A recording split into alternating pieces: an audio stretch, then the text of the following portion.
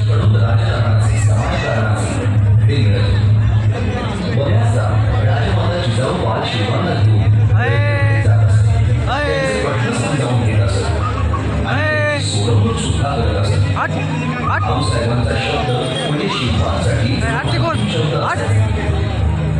एक दिवस शिवबा आणि जिजाऊ मासाहेब हेडपट्टा मारायला निघाले असता त्यांनी एक दृश्य पाहिलं. काही सैनिक एका माणसाला आणि एका गाडीला पकडून घेऊन गेले होते.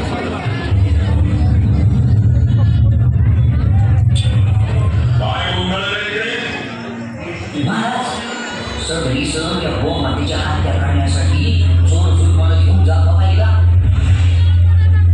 ही आपली माता आहे आणि आपल्या राज्यात गोहत्येला बंदी आहे हे माहिती असूनही तो हे कृत्य केलं. बापरे, असं दिसत तुमचं निर्माण करून बापरे असं गाई